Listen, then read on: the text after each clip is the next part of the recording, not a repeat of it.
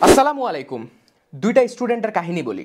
প্রথম স্টুডেন্ট সারাদিন বই নিয়ে বসে থাকে, অনলাইন ভাইদের শত শত ঘন্টার লেকচার শুনে নোট করে। ওর জীবনে পড়াশোনা ছাড়া কিছুই নাই, কারণ ওর জীবনের মেইন টার্গেট হচ্ছে ওই পাবলিকের একটা সিট মারবেই যেমনেই হোক।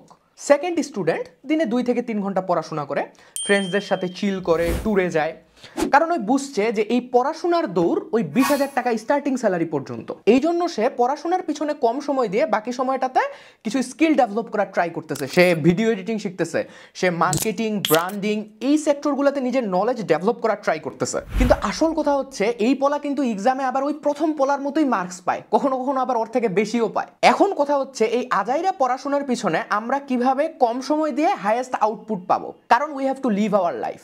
এই নদী নৌকার ম্যাথ, ক্যালকুলাসের কঠিন কঠিন ম্যাথ, জৈব যৌগের 100টা বিক্রিয়া মুখস্থ করার বাইরেও আমাদের এরকম অনেক কাজ আছে যেগুলো অ্যাকচুয়ালি ম্যাটার করে। সো আজকে আমি তোমাকে 7টা সুপার পয়েন্টস বলবো যেগুলা ফলো করলে তুমি মিনিমাম সময় পড়াশোনা করে একটা ম্যাক্সিমাম রেজাল্ট করতে পারবা। ফার্স্ট একটা এক্সপেরিমেন্টের কাহিনী শোনো। রোজেনথাল এবং জ্যাকবসন ক্যালিফোর্নিয়ার একটা স্কুলে এই এক্সপেরিমেন্টটা চালায়। সো তারা কি করে জানো?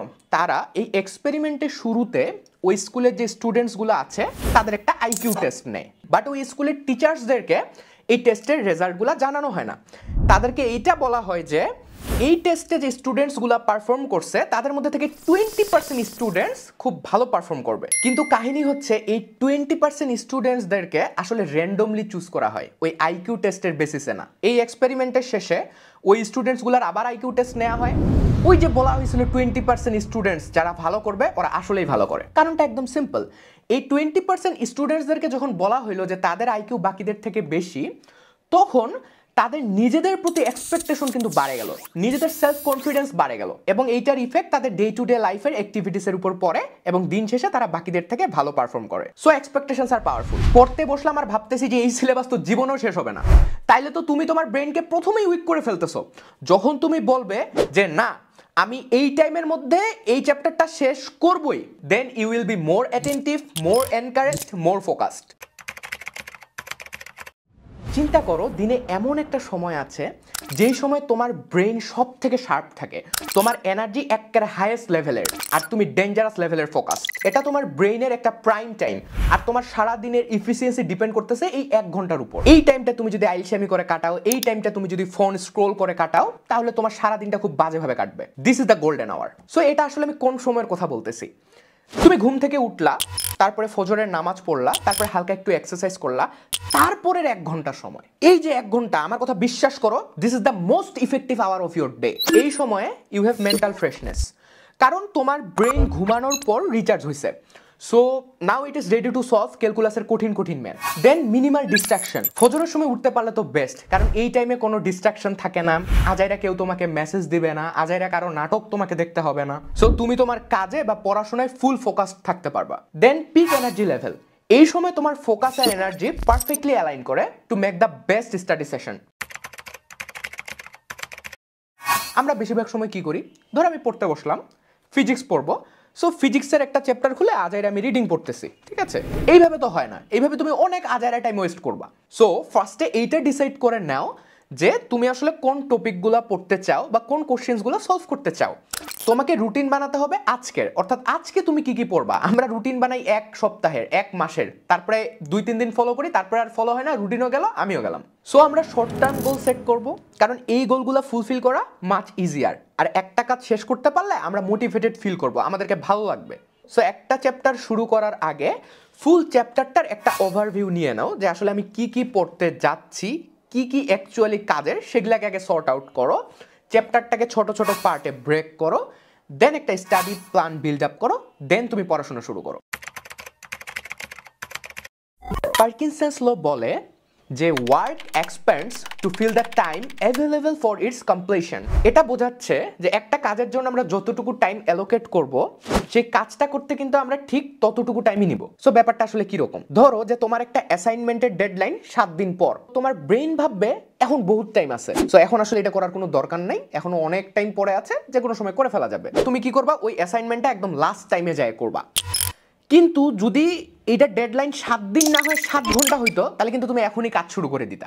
তো আমাদের ব্রেইনের একটা কমন টেন্ডেন্সি হচ্ছে যে এটা লাস্ট টাইমে কাজ করতে চায়, একদম লাস্ট আওয়ারে যায় কাজ করতে চায়। তার মানে আমরা একটা কাজের জন্য যদি বেশি টাইম অ্যালোকেট করি, ওই কাজটা করতে কিন্তু আমাদের ঠিকই বেশি সময় লাগে যাবে। আর আমরা যদি কম টাইম অ্যালোকেট করি, তাহলে আমরা যদি ইফেক্টিভলি কাজ করি, তাহলে সেই কম সময়ের মধ্যেও কিন্তু আমরা কাজটা করে ফেলতে পারবো। ধরো তুমি ভাবলা যে আজকে ভেক্টর চ্যাপ্টারটা 10 ঘন্টা পরে শেষ করবা, দেন তোমার ব্রেইন ভাববে যে আরে মেলা টাইম আছে, সো তুমি 10 ঘন্টা ঠিকই পড়ার টেবিলে বসে আছো, কিন্তু তোমার পড়া হয়েছে মাত্র 1 ঘন্টা, কারণ বেশিরভাগ টাইম তুমি ফেসবুক, ইনস্টা, টিকটকে আলতু ফালতু জিনিস দেখে ওয়েস্ট করছো। কিন্তু তুমি যখন ভাবলে যে না, আমার হাতে মাত্র 3 ঘন্টা সময় আছে, যেমনেই হোক এই 3 ঘন্টার মধ্যে আমি ভেক্টর শেষ করবই, সো তুমি একটা প্ল্যান করলে যে এগুলা পড়বো, একটা টাইমার অন করলে, 3টা 1 আওয়ারের স্টাডি সেশন কমপ্লিট করলে, দেন ভেক্টর ডান।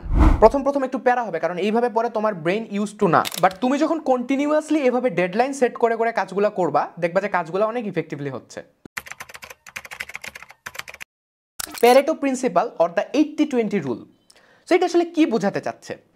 দেখো, এই দুনিয়ার 20% ইনপুট থেকে 80% আউটপুট আসে। এই কথাটা মোটামুটি সব ক্ষেত্রে ট্রু। কয়েকটা এক্সাম্পল দিই, তাহলে বিষয়টা বুঝবা।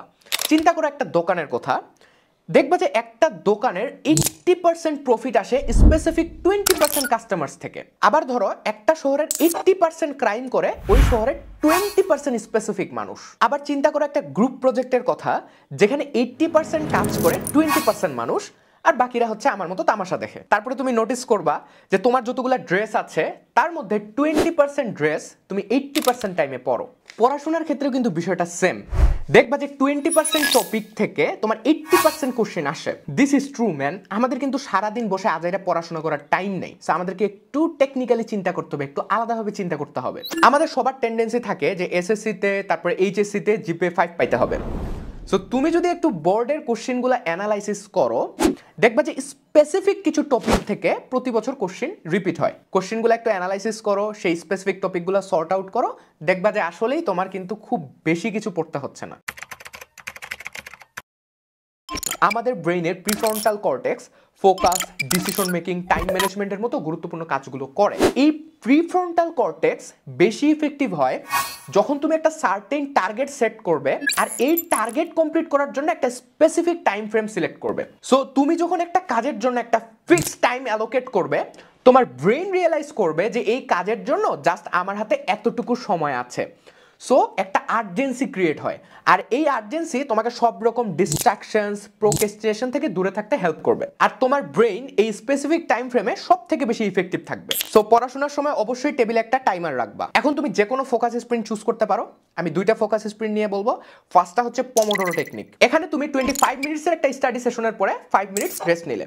যদি এই 25 মিনিটস কম মনে হয়, তাহলে তুমি 50 মিনিটস 10 মিনিটস এটা করতে পারো, যে লাইক আমি 50 মিনিটস পড়াশোনা করলাম, তারপরে আমি 10 মিনিটস রেস্ট নিলাম। সেকেন্ডটা হইলো আল্ট্রা রেডিয়ান স্প্রিন্ট। এটা কি?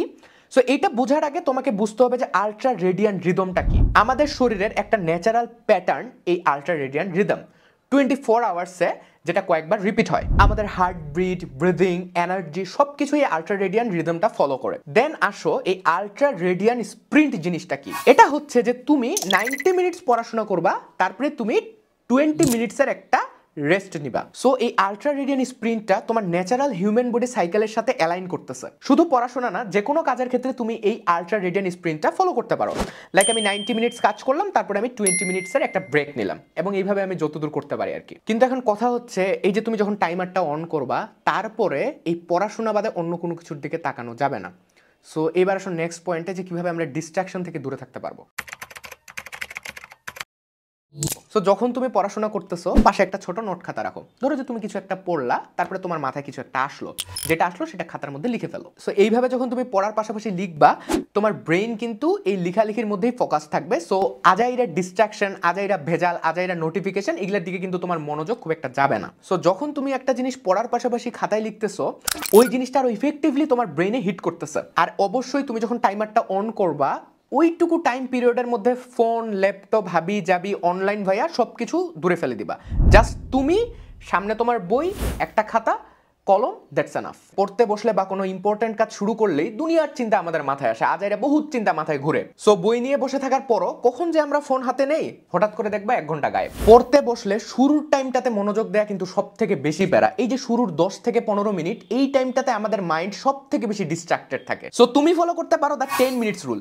এটা আসলে কি, এখানে তুমি যে কোনো কাজ শুরু করার পর জাস্ট 10 মিনিট যেমনেই হোক ওই কাজটাতে এঙ্গেজ থাকার ট্রাই করবা। সো ফার্স্টে নিজেকে এটা বলো, আরে 5-10 মিনিটে তো যেমনেই হোক এই 10 মিনিট আমি জাস্ট পড়বো। এখন কথা হচ্ছে, তুমি যখন কন্টিনিউয়াসলি 10 মিনিট কোনো একটা কাজে এঙ্গেজ থাকার ট্রাই করবা, তোমার যত আজাইরা ডিস্ট্রাকশনস আছে না, এগুলো কিন্তু সব শেষ হয়ে যাবে। দেখো ব্যাপারটা এরকম, এই যে তুমি শুরু করলা, শুরুর পরের এই যে 10 মিনিট তোমার মাইন্ড একটু ডিস্ট্রাক্টেড থাকবে, এইটা ওইটা চিন্তা মাথায় আসবে।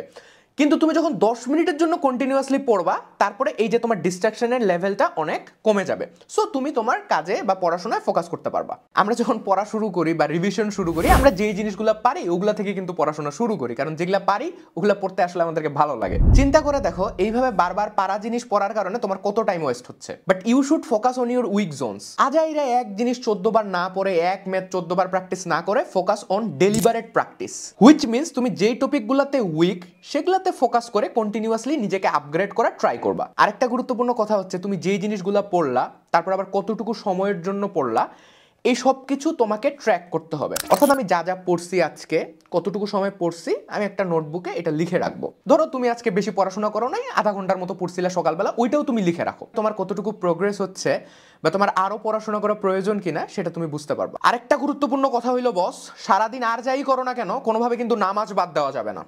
আল্লাহ হাফেজ।